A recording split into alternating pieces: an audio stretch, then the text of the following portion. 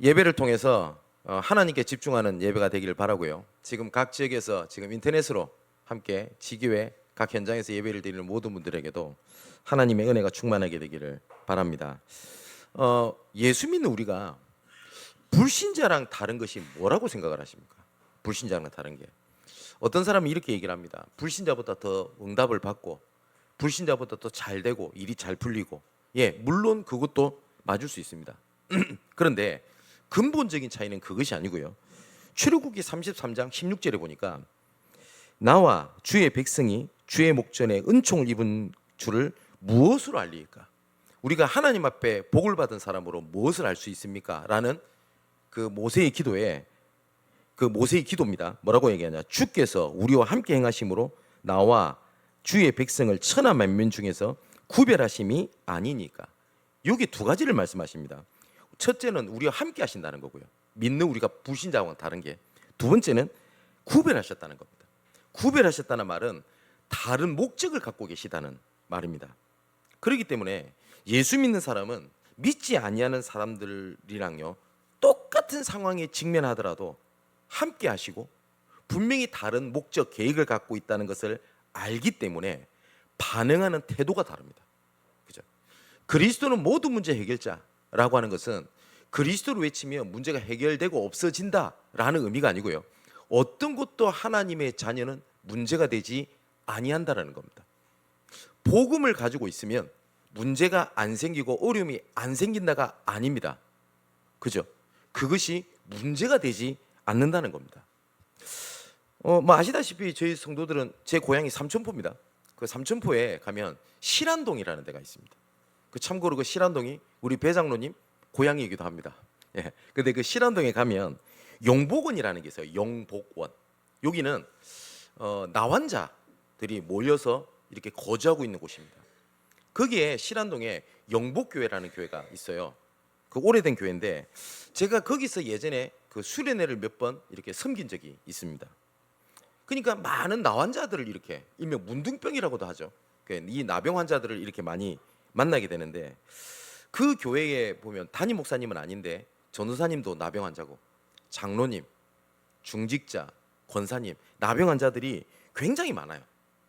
그래서 이렇게 수련회를 이렇게 섬기다 보니까 하나님의 은혜에 감격하고 찬양하고 그런 분들이 돈이 어디 있습니까?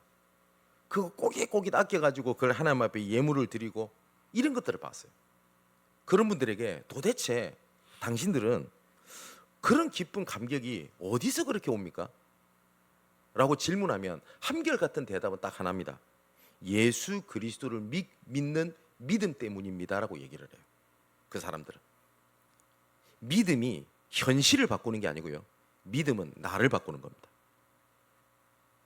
우리의 심령 가운데 믿음의 자리와 근심의 자리는요 자리가 같아요. 머무는 자리가. 쉽게 말하면 우리의 마음이 100%라고 할 때 믿음이 100% 가득 차 있으면 근심이 머물 수 있는 자리가 없습니다. 근데 믿음이 50%면 나머지 50%는 근심이 자리를 잡을 수밖에 없어요. 그래서 많은 사람들이 근심을 없애려고 합니다. 그죠? 근심거리를 없애려고 하는데 하나님의 말씀은 근심을 없애라고 말씀하지 않으시고요, 믿음을 채우라고 말씀을 하세요. 믿음을 채우면 근심의 자리는 없어집니다. 방법이 뭐냐? 근심을 없애려고 하는 게 방법인데 성경에서는 근심을 없애려고 하지 말고 믿음을 채우라고 얘기를 하십니다.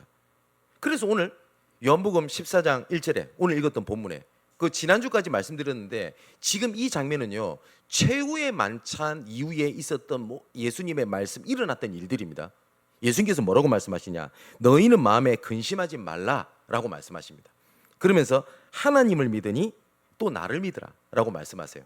너희는 마음에 근심하지 마라. 내가 이것도 해주겠고 저것도 해주겠고 이것도 해결해 줄 거고 저것도 해결해 줄 거고 라고 말씀 안 하시고요, 믿으라 라고 말씀하셨습니다.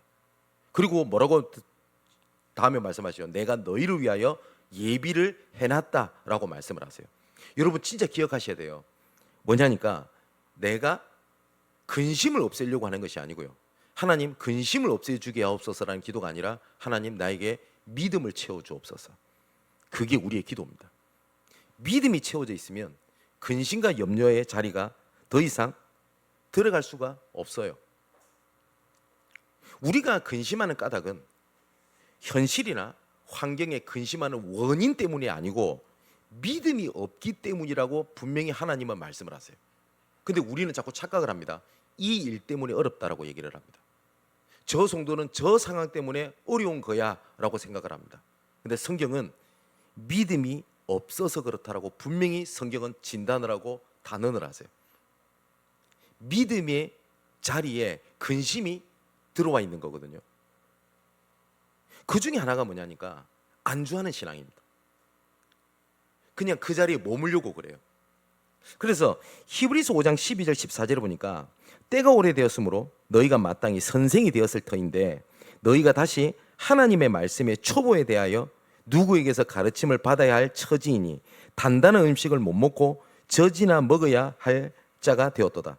이는 젖을 먹는 자마다 어린아이니 의의 말씀을 경험하지 못한 자요 단단한 음식은 장성한 자의 것이니 그들은 지각을 사용함으로 연단을 받아 선악을 분별하는 자들이니라. 하나님께서는요 편안하게 은혜 받고 편안하게 안주하고 보살핌을 받으려고 하는 그 신앙을요 하나님은 꾸짖으셨어요. 그런데 많은 사람들이 어떻게 하려고 하냐니까 여기가 좋은 거예요. 응답받은 게 좋은 거예요. 그러다 보니까 여기 머물려고 그래요. 그래서 복음의 원리가 근본이 그게 아닌데 우리는 복음 이꼴은 어떻게 생각하죠? 편안하고 잘 되고 뭐가 이루어지고 라고 하는 등식이 성립이 돼버렸어요. 그래서 전도학교 때도 제가 말씀드렸듯이 성경적 복음, 성경적 전도가 우리 머릿속에 뭐가 됐냐니까 잘 되고 걱정도 없고 일이 잘 풀리고 같았어요.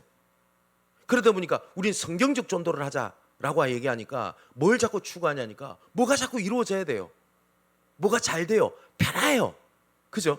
그래서 제가 예를 들었잖아요. 바울은 왜 매 맞고 다닙니까? 왜 강도를 만나고 왜 핍박을 받고 고난을 받으면서 복음을 전합니까? 바울은 복음을 못 깨달았고 성경 전도를 못한 겁니까? 아니죠.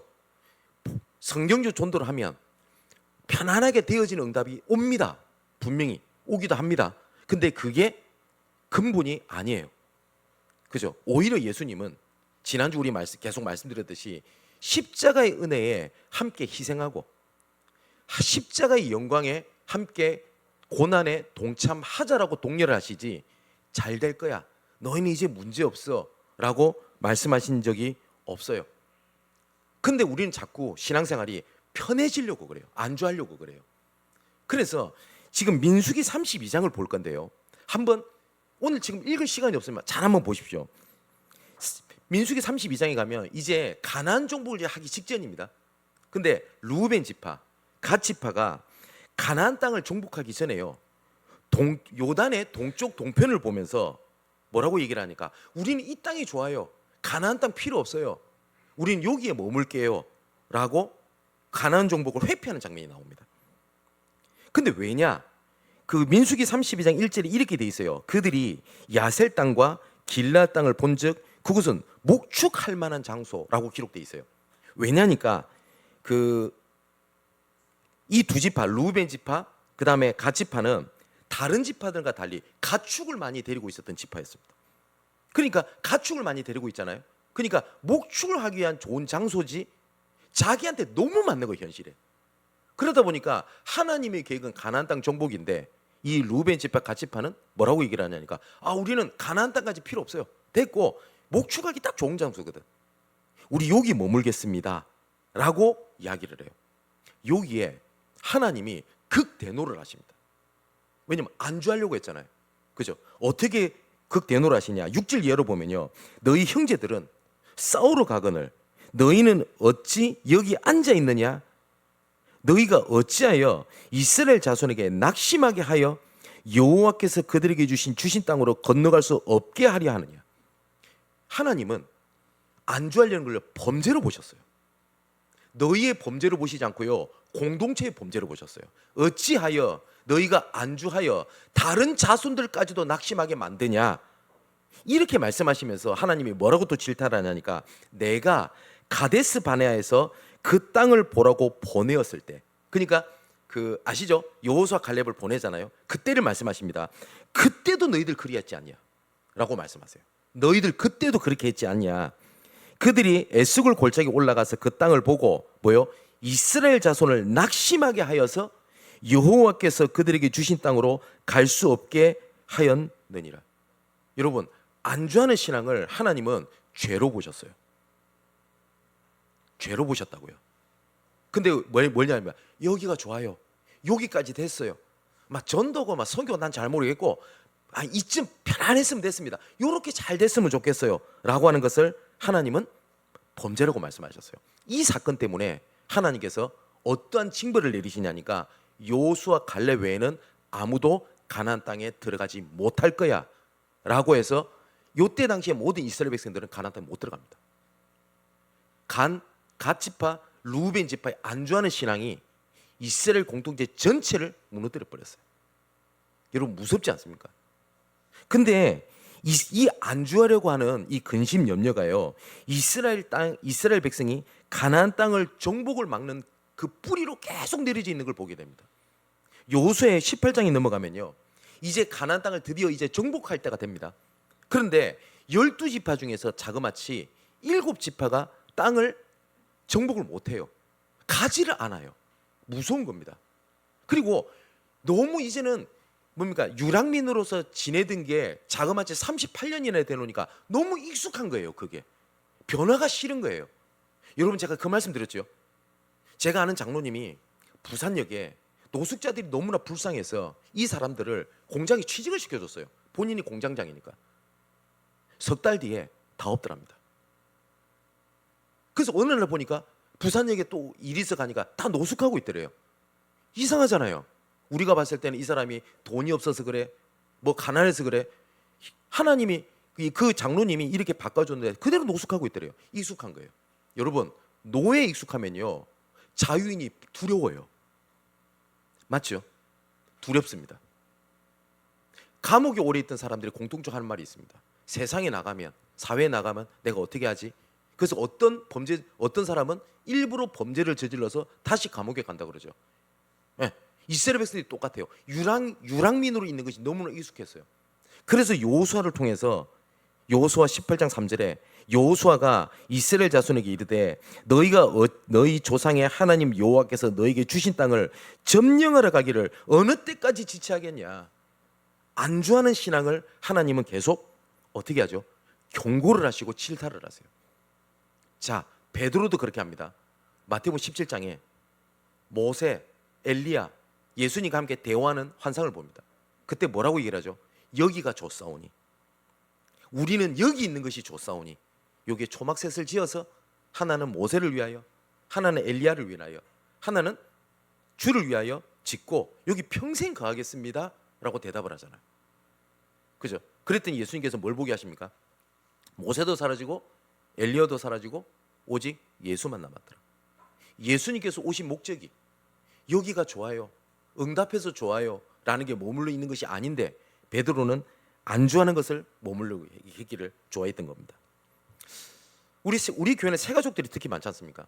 새가족들이 처음에 신앙생활을 하고 응답을 받고 안정을 가지고 이렇게 되는데 어느 날 위기들이 찾아오게 될 겁니다. 그 전에 믿기 전에는 전혀 갈등하지 않았던 새로운 갈등들이 오게 될 겁니다. 이때 미리 근심하고 염려하고 그렇게 하는 것이 아니라 그 서론에 말씀드렸듯이 뭐예요? 우리는 믿음을 채우라고 말씀하시지 근심을 없애라, 근심을 없애줄게라고 하나님은 말씀을 안 하십니다. 믿음을 채우라고 말씀을 하신다고요. 근데 우리가 자꾸 안정된 신앙, 안정된 믿음, 여기에 계속 뿌리가 내려지게 되면 어떻게 되냐니까 은혜 받는 것에만 몰두를 하고요. 어떻게 하냐? 여기저기 찾아다니다가 여기가 좀 맞다, 은혜가 좀 된다, 좀 안정이 된다 싶으면 거기 가서 또 안주해요. 근데 안주가 안 되거든요. 그러면 또 다른 안주를 찾아서 또 움직입니다. 그래서 이렇게 계속 이 돌파구를 찾아다니는 신앙이 뿌리를 내리게 돼요. 우리가 아까 대표기 때도 우리 안수기 지사님이 우리 부산노예 캠프를 위해서 기도해 주셨습니다만은 6월 첫째 주에 부산에 캠프가 있습니다. 그래서 제가 지금 매주 토요일마다 부산을 당일치기로 이렇게 왔다 갔다 하고 있는데 어제 갔는데 어떤 모르는 분이 저를 찾아오셨어요. 상담을 하고 싶대요. 근데 그분이 무슨 얘기를 하시냐니까 말씀을 듣고 되게 자기가 좀 마음이 되게 많이 찔렸대요. 자기 고백을 얘기를 하는 겁니다. 자기는 지금까지 교회를 10번 옮겼대요. 10번. 그런데 다 이유가 다 있었대요. 목사님이 어떻고 장로님이 어떻고 뭐가 어떻고 뭐가 어떻고. 근데 말씀을 듣는데 진짜 막 탁 찔린 게 뭐냐니까 나는 안정을 취하려고 했지 하나님의 계획을 따라갔던 사람이 아닌 것 같습니다 하면서 우세요. 그러면서 이분이 뭘 얘기를 하냐니까 내 자녀가 이렇게 신앙생활 할까 봐 너무 두렵습니다. 여러분 어떠세요? 나는 여기가 은혜가 돼. 난 여기가 좋아. 난 이게 좋아. 이게 좋아. 근데 정착하면 다행이에요. 대부분 사람들이 옮겨 다녀요.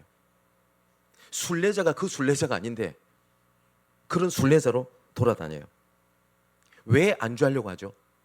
변화에 대한 두려움입니다. 오늘 본문은 아까 말씀드렸던 대로 예수님께서 최후의 만찬을 하시고 12제자의 발을 씻겨주십니다. 그리고 십자가의 고난을 말씀하시고 가룟 유다의 배신, 그 다음에 베드로가 예수님을 부인하실 거라는 거 예언, 이런 것들이 우리 13장까지 우리를 보게 됐죠. 이 말씀을 하시면서 예수님이 이 말씀을 하세요. 예수님의 공동체가 이제 드디어 깨어지는 겁니다. 예수님이야 12제자가 이제는 뿔뿔이 흩어지게 될 얘기를 하세요. 그리고 여기까지만 해도 두려운데 변화되는 게 그잖아요. 얼마나 제자들 입장에서 예수님과 함께하는 게 든든했겠어요. 근데 예수님 뭐라고 말씀하시냐면 나는 너희를 떠나게 될 거야 라고 말씀하세요. 제자들이 당황을 했을 거예요. 내가 복음을 알고 안정이 지속될 것 같은데 예수님은 급격한 변화를 말씀을 하시는 거예요. 제자들이 큰 두려움이 엄습해 왔을 겁니다. 그래서 제자들 마음에 이렇게 얘기했을 거예요. 우리 이제 어떻게 해야 되지? 안 그렇겠습니까? 요한복음 17장 넘어가면 우리가 볼 건데 예수님께서 제자들을 이 땅에 보내는 것을 남겨두고 승천하시는 것을 뭐라고 표현하시냐면 이 땅에 양들을 이리들에게 내어주고 가는 것 같도다 라고 예수님 걱정하신 장면이 나옵니다. 예수님도 불안했는데 자기 스스로 얼마나 불안했을까요? 이제 내가 어떻게 해야 되지? 라고 근심을 하잖아요. 근심하는 제자들에게 하신 말씀입니다. 야, 근심하지 마. 내가 힘을 줄게. 뭐 해줄게 뭐 해줄게 라고 말씀 안 하시고요. 뭘 말씀하셨다고요? 믿어라 라고 말씀을 하신 겁니다. 성경은 성도를 항상 전진하는 존재, 항상 전투하는 존재라고 말씀을 하세요. 그래서 빌립보서 3장에도 바울은 뭐라고 얘기를 하죠? 내가 오직 한 일, 뒤에 있는 것은 잃어버리고 표대를 향해서 난 지금도 달려간다. 뭐라고 그전에 뭐라고 합니까? 나는 이미 얻었담도 아니요 이미 이루었담도 아니라 나는 지금도 달려간다 라고 얘기를 해요. 그래서 성경에 보면 나그네, 흩어진 자, 순례자 이런 단어들이 나옵니다. 흩어진 자, 나그네, 순례자 이런 사람들은요 안주할 수가 없어요. 계속 다녀야 돼요. 그러다 보니까 항상 변화라고 하는 것이 자기 삶 속의 주변에 있을 수밖에 없습니다. 그죠? 근데 성경을 보면 흩어지고 도망쳤고 그리고 유랑민 이런 사람들을 통해서 항상 하나님은 중요한 전환점을 가져다 주셨어요. 그죠? 나중에 좀 설명드리겠습니다만은 예루살렘 교회가 무너졌던 그 일 때문에 흩어짐이 아무도 가지 않았던 사마리아 땅에 복음을 들어가게 되고요. 스데반의 일로 인해서 더 멀리 흩어졌던 사람들은 그 일이 하나님께서 선교 시대의 전환점을 열어가십니다. 누가복음 12장에 보면 순례자의 자세를 말씀을 하세요. 여기 뭐라고 되니까 허리에 띠를 띠고 등불을 켜고 서 있으래요. 너희는 마치 그 주인이 혼인 집에서 돌아와 문을 두드리면 곧 열어주려고 기다리는 사람과 같이 되리라. 6월절에 하나님께서 명령하신 게 있습니다. 음식을 급하게 먹고 띠를 띠고, 왜 띠를 띠냐니까 그때 당시에 그 옷은 그 원피스처럼 길었다고요. 그래서 띠를 띠고 이렇게 생활했죠. 그 띠를 띠고 신발을 그대로 신고 자라고 명령을 하십니다. 출애굽기 12장에 보면. 그래서 이스라엘 백성들은 유월절을 지킬 때 음식을 빨리 먹고 허리띠를 메고 신발을 그대로 신고 자는 유대인 절기의 풍습이 있습니다. 지금도 유대인들은 유월절을 그렇게 지냅니다. 뭐냐니까 띠를 띠라고 하는 것은 항상 떠날 준비를 하라라는 뜻이거든요. 그래서 진리의 허리띠라고 되어 있죠. 에베소 6장에 그 진리 허리띠가 뭘 얘기를 하죠? 진리는 뭐요? 의 허리띠, 항상 떠날 준비를 하는 겁니다. 그런데 우리의 신앙은 자꾸 뭘 하냐니까 안주, 변화되는 게 무서운 거예요. 어떤 문제나 사건이 딱 터지잖아요. 그러면 내 상황이 변경되는 게 그렇게 두려운 거예요. 제자들이 딱 그랬다니까요. 제자들이 3년 반 동안 예수님과 함께 했어요. 얼마나 많은 은혜를 받았을까요? 얼마나 많은 증거를 봤을까요? 근데 이제는 뭐예요? 안주했어요. 얼마만큼 안주했냐? 우리 지난주 봤죠? 뭐 때문에 싸웠다고요? 누가 크냐? 야, 예수님이 드디어 왕좌에 오르는데 드디어 영광을 받을 때가 됐다고 하는데 누가 크냐? 이것 때문에 다퉜다고요. 여기에 드디어 치맛바람이 일어나죠. 요한의 어머니가 나타나서 야, 우리 아들 요한은 오른쪽에 하나는 왼쪽에 해주면 안 됩니까? 치맛바람까지 일어났습니다. 그 말은 뭘 의미하죠? 안주했어요. 왜냐? 너무 많은 걸 봤어요. 이 마귀가 우리를 이렇게 안주하게 하고 그 다음에 변화를 두려워하게 만드는 계략 중 하나가 고정관념의 노예로 만들어버리는 거예요. 너무나 익숙해져 있어요, 그게. 그래서 스스로 하나님은 그렇게 말씀 안 하시는데 나는 안 된다. 나는 전도할 수 있는 사람이 아니다. 나는 아직 멀었다. 나는 외롭다. 나는 문제가 많고 약하다. 라고 하는 고정관념이 가득 차 있어요. 누가 뭐라고 하지 않는데 내 스스로 이게 가득 차 있습니다. 우리가 지금 계속 요한복음을 보고 있는데 오병이의 기적 아시죠? 예수님께서 큰 눈을 들어서 큰 무리가 이렇게 오는 것을 보시고 빌립에게 질문을 딱 하십니다. 어떤 질문을 하시냐? 우리가 어디서 떡을 사고 이 사람들을 먹이겠냐라고 질문을 하십니다. 남자만 5천 명이니까 뭐 여자 반, 애기 반 있다고 생각하면 자그마치 15,000명입니다. 그죠? 근데 성경이 뭐라고 기록되어 있냐니까 빌립을 시험하고자 예수님께서 이 질문을 했다고 되어 있어요. 그랬더니 이 빌립이 머리가 좋았던 것 같습니다. 그랬더니 빌립이 뭐라고 되냐니까 우리가 각자 가지고 있는 돈을 다 합쳐서 떡을 사려고 해도 200데나리온이 부족할 겁니다 라고 대답을 해요. 근데 이 말이 불신앙입니까? 불신앙 아니잖아요, 우리 입장에서는. 근데 예수 입장에서는 불신앙이라고요. 지금 이런 상황에서 어떻게 됩니까? 누가 각자가 이렇게 돈을 하고 이렇게 하면 되겠다. 우리는 이걸 방법이라 생각하는데 예수님이 이걸 불신앙으로 보셨다고요. 이게 고정관념입니다. 무섭죠? 빌립이 틀린 말 한 게 아니잖아요. 안 된다고 한 것도 아닙니다. 현실을 얘기한 겁니다. 그때 예수님께서 아무 말씀을 안 하시고 보리떡 5개와 물고기 2마리를 가져온 어린아이의 헌신을 보시고 뭘 하시죠? 다 먹이고 12강주리가 남았던 것을 보게 하십니다. 그때도 우리 말씀 나눴어요. 뭘 하나님 깨뜨리셨다고요? 고정관념이라고요. 우리 교회는 약해. 그래서 선교할 때가 아니야. 이런 얘기도 들었습니다. 나는 아직 약해. 그래서 사명을 들을 때가 아니야. 그럼 언제 들어야 되죠? 어떤 사람은 그럽니다. 내 코가 석자인데 어떻게 복음 전해야 됩니까? 그럼 제가 농담으로 하는 얘기 있습니다. 코가 넉자인 사람한테 복음 전하면 되잖아요. 나는 이렇게 약하고 어려운데 이런 모습에 어떻게 내 가족들한테 예수 얘기를 당당하게 할 수 있겠냐? 성경이 그렇게 돼 있지 않다고요. 근데 그 고정관념이 하나님의 말씀보다 가득 차 있어요. 그러다 보니까 안주하려고 하고 변화를 두려워해요. 그게 제자들의 배경이었습니다. 하나님은 하나님의 사람을 안주에 있는 것을 절대로 방관해 계시지 아니합니다. 그래서 하나님은 그 안주에 있는 자리에 일어나서 또 다른 것을 하기 위하여 하나님께서는 변화라는 방법을 사용하십니다. 이게 어쩔 때는 위기, 문제, 어려움입니다. 근데 이것을 사단은 막지를 못합니다. 하나님의 계획이기 때문에. 막지 못하기 때문에 어떻게 속이냐? 다르게 속여요. 내가 복음 몰라서 그랬갑다. 사단이 이렇게 했는갑다. 나한테는 문제가 왔다로 속이게 만든다고요. 그죠? 그래서 하나님은 우리를 그냥 안주에 있는 젖먹이와 같이 어린애 있도록 하나님께 안주에 있도록 그냥 놔두지 않으신다고요. 끝까지 끌고 가신다고요. 그게 하나님께서 우리를 인도하시고 이끄시는 훈련법입니다. 하나님의. 꼭 하나님이 그렇게 해야 되냐? 진짜 하나님이 그렇게 하시냐? 라는 질문을 하겠죠. 자, 그렇다면 성경을 확인해 봐야 되겠습니다. 신명기 32장 9절에서 12절의 말씀을 한번 읽어볼게요. 여호와의 분깃은 자기 백성이라. 야곱은 그가 택하신 기업이로다.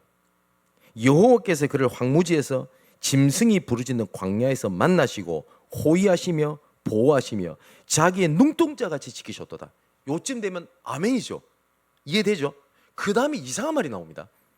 마치 독수리가 자기의 보금자리를 어지럽게 하며 자기의 새끼 위에 너풀거리며 그의 날개를 펴서 새끼를 받으며 그의 날개 위에 그것을 업은 것 같이 여호와께서 홀로 그를 인도하셨고 그와 함께한 다른 신이 없었도다. 이 말씀 이해되세요? 무슨 말인지? 갑자기 보호하셨다는데 갑자기 독수리가 보금자리를 엎어버리고 뭐 이런 얘기가 나오잖아요. 쉽게 한번 제가 말씀드릴게요. 어미 독수리가 새끼 독수리를 알을 깝니다. 잘 자라게 도와주죠.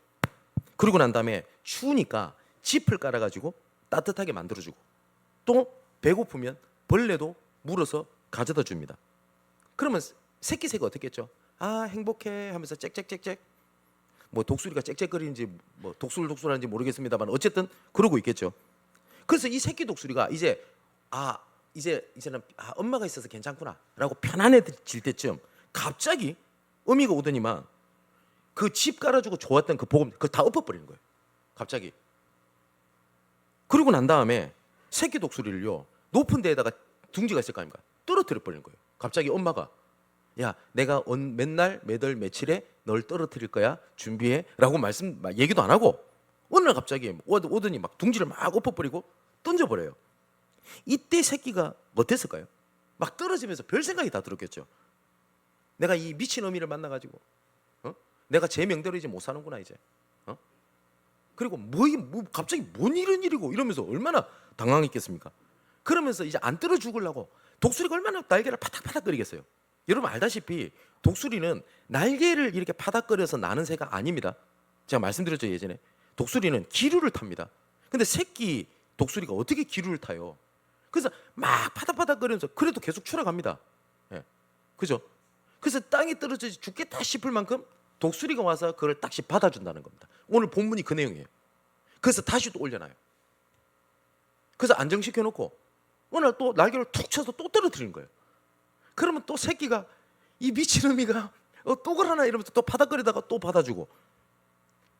이 본문이 그 독수리를 예를 들어서 하나님이 우리를 어떻게 이끌고 보호하시고 끌고 가시는 하나님의 섭리에 대해서 말씀하고 계시는 거예요. 하나님은 새끼 독수리가 닭처럼 지내다가 통닭이 되는 신세를 만들려고 하지 않으셨어요. 어떻게 하냐? 창공을 가르는 공중의 재앙으로 만들기 위하여 독수리가 그렇게 하죠. 그죠? 하나님은 그렇게 하신다는 거예요. 하나님은 안주하는 성도를 그냥 두시지 않습니다. 그런데 우리는 복음 알고 편안해. 그러다 보니까 우리한테 복음이 이상하게 들어왔어요. 복음 하니까 막 잘 되고 막 풀리고 막 자녀가 막 되고 봐라 막 예수가 그리스도 아니야. 봐라 우리가 복음 알잖아. 이렇게 돼버렸어요. 근데 성경은 우리 지난주까지 봤죠. 예수님이 계속 마지막에 말씀하신 게 뭡니까? 십자가의 은혜에 같이 희생하자. 내 영광에 같이 뭐요? 참여하자. 고난에. 한 알의 밀이 땅에 떨어져서 있으면 그대로 있으면 그대로 끝나지만 떨어져 죽으면 많은 열매를 맺지 않냐. 나의 영광은 이런 것이다라고 말씀하셨어요. 그러면서 이 말씀하신 거라고요. 믿으라. 뭘 믿으라는 거죠? 나오죠. 잘 될 거라는 믿음입니까? 그렇지 않지 않습니까? 근데 오늘 하나님께서 신명기 32장에 독수리를 예를 들었던 것처럼 이런 독수리를 성도들이 대부분 사람들이 꿈꾸는 것이 아니라 어떤 것을 꿈꾸냐면 꼭 공작새 같은 걸 딱 꿈을 꿉니다. 여러분 공작새 아시죠? 그죠? 이 공작새가 제대로 날지 못하는 새입니다. 공작새는. 그 중에 하나가 뭐냐니까 날개가 태화돼 가지고 날 이유가 없어요. 그래서 날개가 굉장히 작습니다. 그래서 공작새 나는 거 보셨어요? 잠시 날아서 꽁처럼 그 나무 위에 올라가고 이 정도로 뛰지 공작새는 날지를 못합니다. 반면에 깃털이 화려해요. 그래서 동물 가면 인기가 좋죠. 근데 그 화려함이 이쁜데 위기가 문제가 닥치면 오히려 화려함이 어떻게 돼요? 천적에게 금방 들키고 잡혀먹는 이유가 되기도 합니다. 공작에게는. 여러분 우리가 그렇지 않나요? 안주하고 이때쯤이 됐어. 복이라고 생각하고 안주했던 오히려 그것이 나중에 실족하고 넘어지고 생각지도 못했던 다른 문제가 오게 되는 길이 되지가 않던가요? 우리 사랑하는 청년 여러분, 외로워. 그러면 이 외로움을 없애기 위해 다른 방법을 찾죠. 그러면 믿음을 채우라고 말씀하시는데 그 외로움을 남자친구, 여자친구로 채워요. 외로움이 없어집니다, 순간. 그걸로 결혼하죠. 없어져요. 근데 이것이 영원하지 않습니다. 오히려 생긴 그것이 없었을 때는 없던 갈등들이 생기기 시작을 합니다. 그죠? 그럼 또 다른 또 안정을 또 찾아요. 신앙생활 딱 이런 식으로 해버려요. 근데 하나님은 근심거리를 없애라고 말씀 안 하시고 뭘 채우라고요? 믿음을 채우라고 말씀을 하신다고요. 예루살렘 교회가 엄청난 증거가 일어납니다. 그래서 많이 모여요. 그러다 보니까 안주하면서 나오게 되는 여러 가지 문제가 표출되는 장면도 나옵니다. 사도행전 6장에 보니까 구제 문제에 싸워요. 구제 문제 때문에 네가 좀 더 가져가니 내가 좀 더 가져가니 과부들이. 왜냐하면 이때 당시에 고와 가부들이 가장 열악계층이란 말이에요.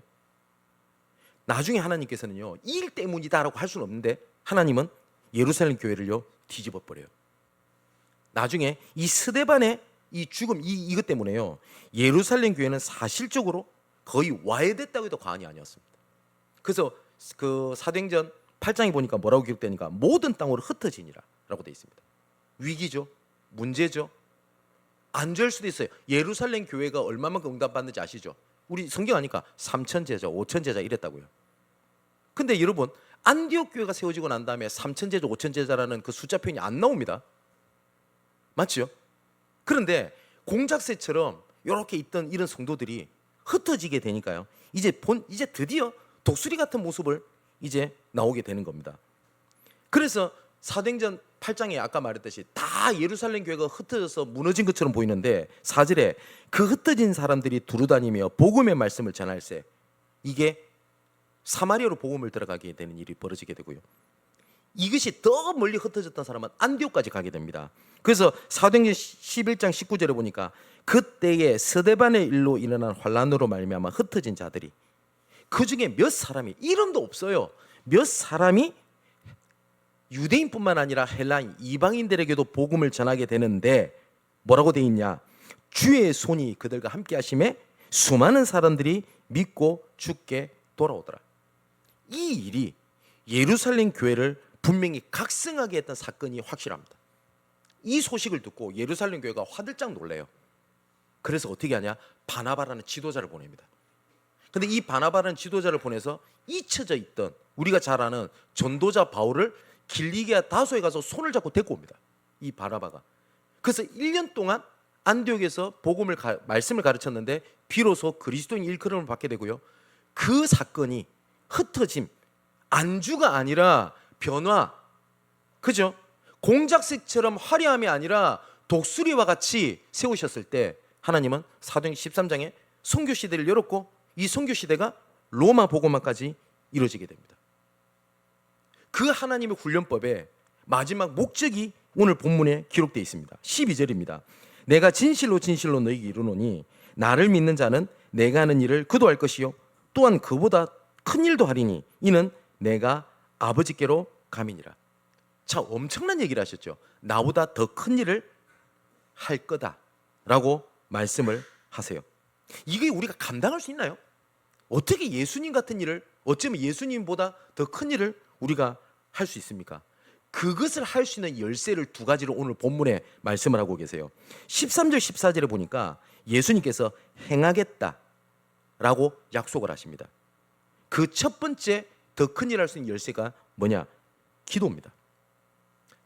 하나님의 방법이 이런 한 사람 한 사람의 기도의 사람을 통하여 시작을 하시고요. 이 기도가 합력해서 하나님의 때에 하나님의 일을 행하신다는 겁니다.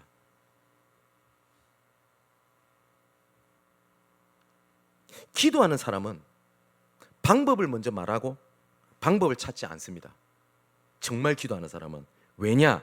그것은 따라오는 것이고 하나님께서 행하실 때 하는 일이라는 것을 믿기 때문입니다. 근데 이것을 모르는 사람은 엎드린다고 되냐? 엎드린다고 되냐라고 비난을 합니다. 기도하는 사람은 방법을 먼저 찾지 않습니다. 하나님 앞에 엎드립니다. 사도행전 3장에 보면 베드로 요한이 성전 미문에 앉아있는 안전뱅이에 가서 분명히 이렇게 말합니다. 은과 금은 내게 없으나, 방법이잖아요. 도와줘야 되는데 그걸 방법을 얘기 안 합니다. 뭘 얘기하죠? 나사렛 예수 그리스도의 이름으로 일어나 걸으라. 방법을 말했나요? 아니요. 예수 그리스도 이름을 얘기했어요. 그 예수 그리스도 이름이 방법을 능가하는 하나님의 계획을 이루셨는데 어떻게 했냐? 일어나 걷게 한 겁니다. 교회는요, 예수 그리스도의 이름으로 이렇게 세우는 것이지 은과 금으로 이렇게 세우는 곳이 아닙니다. 그런데 오늘날 교회는 복받고 치유받고 편안하고 안주하는 것을 복음이라고 외치고 그러고 인식하고 안진뱅이를 다 만들어 놨어요. 전부 다 편안해야 돼요. 그러다 보니 왜 우리 교회는 문제가 많습니까? 이럽니다. 그런가요? 또 성도들은 스스로 안진뱅이를 자체를 다 갑니다. 여러분, 예수님께서 행하심을 강구하는 기도가 사라졌고요. 이것을 진짜 회복해야 됩니다. 기도는 방법이 없습니다. 기도는 단지 엎드림입니다. 기도를 어떻게 됩니까? 없습니다. 엎드리면 됩니다. 나중에 말씀드리겠지만 누구든지 주의 이름을 부르는 자는 내가 응답하겠고 내가 여기 있다리라. 그게 기도입니다. 두 번째 열쇠를 뭘 말씀하셨냐? 16절 17절을 보니까 뭐요? 보혜사 성령을 너에게 주사 영원토록 함께 있게 하겠다라는 말씀입니다. 아까 말씀드렸죠. 함께라고요. 우리가 불신자하고 다른 게 뭐냐? 불신자는 문제, 사건, 위기, 갈등 때문에 망할 수 있습니다. 그러나 우리는 하나님이 함께하는 자기 때문에 결단코 멸망하거나 망하지 아니한다는 믿음입니다. 그죠? 보혜사 성령을 너에게 주사 영원토록. 나는 너희와 함께 영원히 있지 못하지만 보혜사 성령을 너에게 주사 영원토록 함께 있게 하겠다. 예수님께서 말씀하시고 성경에서 말하는 믿음은 되게 단순합니다. 믿어. 그럼 끝입니다. 믿으면 능치 못할 일이 없으리라. 믿으면 요렇게 될게, 요렇게 할게, 요렇게 할게. 방법, 조건을 예수님 말씀하지 않으셨습니다. 안주, 변화, 이것이 두려워했던 제자들에게 오늘 1절에 이렇게 말씀하셨습니다. 너희는 마음에 근심하지 마라. 뭐요? 믿으라. 믿음은요, 단순합니다. 그걸 보고 단순한 믿음. 믿음은요, 진짜 믿는 사람은요, 무식하리만큼 그거 붙잡습니다. 오직 무식하리만큼 믿음. 냄비처럼 금방 뜨고자다 하는 믿음이 아니라 계속 가는, 지속하는 믿음. 그래서 이걸 줄여가지고 단무지. 기억하기 쉽죠? 단순하고 무식하고 지속적으로 믿는 겁니다. 여러분, 우리에게 필요한 것은 깨달음이 아니라 하나님의 은혜요, 하나님의 은혜를 믿는 믿음입니다. 근데 우리는 깨달으려고 하고 알려고 하죠. 방법을 찾습니다. 어떻게 기도하면 응답이 더 잘 됩니까? 어떻게 하면 더 전도가 잘 됩니까? 라고 자꾸 방법을 찾습니다. 근데 오늘 예수님은 뭐라고 말씀하셨다고요? 믿으라 라고 말씀하셨어요. 이제 마지막 결론을 맺으려고 합니다. 18절에 내가 너희를 고와 같이 버려두지 아니하고 너희에게로 오겠다 라고 말씀하십니다. 분명히 뭐예요? 너희는 고아가 아니다 라고 말씀을 하십니다. 하나님 없는 사람은 고아하고 똑같아요. 그리고 두 종류의 자녀가 있죠. 아버지와 함께 살지만 모든 일을 혼자 다 하고 혼자 고민하고 혼자 하려고 하는, 버티고 하는 고아 같은 자녀가 있고요. 아버지와 함께 살면서 모든 것을 함께 의논하고 함께 가고 도움을 받고 가는 자녀가 있습니다. 우리는 고아가 아니라고 말씀하셨습니다. 근데 고아같이 지냅니까? 아니면 정말 고아가 아닌 자녀로 지내십니까?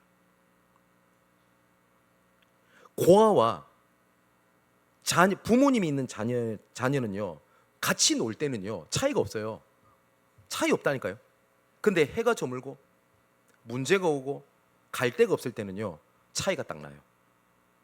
우리가 그냥 다 응답받고 다 좋아요. 다 일이 잘 돼요. 불신자랑 차이 없어요. 딱 차이가 뭔지 압니까? 문제, 사건이 일어나셨을 때.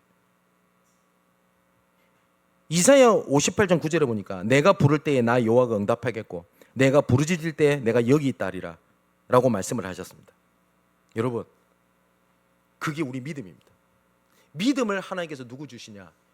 부르짖는 자에게, 찾는 자에게 주신다고 되어 있습니다. 이 시간 슬픈 마음이 있거나 문제가 있거나 갈등이 있거나 괴로운 마음이 있거나 눈물 흘릴 일이 있으면 하나님 이거 없애주세요, 제거해 주세요가 아니라 하나님 예수 이름 부르는 나에게 믿음을 주옵소서. 염려, 근심, 걱정, 슬픔이 더 이상 내 마음속에, 내 생각 속에 자리 잡지 않도록 왜요? 충만케 하옵소서. 그래서 성경은 충만을 말씀하십니다. 오직 성령의 충만함이 너에게 임하면 왜요? 증인되게 하시겠다고 하는 겁니다.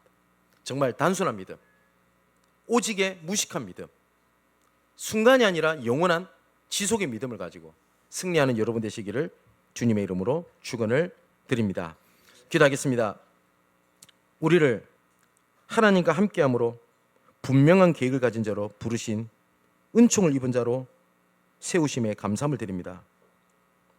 우리 마음속에 단순하고 어쩔 땐 무식하다고 할 만큼 오직의 믿음과 지속하는 믿음이 가득하여 근심과 염려가 자리 잡지 못하도록 성령으로 충만케 하여 주옵소서. 응답받고 복도 받고 증거도 얻어야 되겠지만 이것에 안주하여 머무른 신앙이 되지 않게 하옵소서. 현실에 일어나는 변화를 통해 일으켜 뛰어넘게 하시고 주께서 행하신 그보다 더 큰 일도 하게 하시는 보좌의 능력으로 강하고 담대하게 하여 주옵소서. 기도를 회복하여 예수님의 능력을 우리 심령 가운데 부음받게 하시고 보혜사 성령으로 영원히 함께 하시는 기쁨과 행복이 넘쳐나게 하여 주옵소서. 주의 이름을 부르는 자에게 응답하시고 부르짖는 자에게 내가 여기 있다고 말씀하시는 하나님, 이 시간 주의 이름을 부르는 단순하고 무식하고 지속의 믿음으로 슬픈 마음이 기쁨이 되고 몸과 영혼이 병든 자가 자유함을 얻으며 환경과 현실의 막막함 뒤에 하나님의 숨은 계획과 지경을 넓히시는 새로운 밭이 펼쳐져 있음을 보는 망대가 세워지게 하여 주옵소서. 이 모든 말씀을 우리를 믿음으로 강하게 하시기 위하여 보혜사 성령을 보내사 영원히 함께 계시는 예수 그리스도 이름으로 기도하옵나이다. 아멘.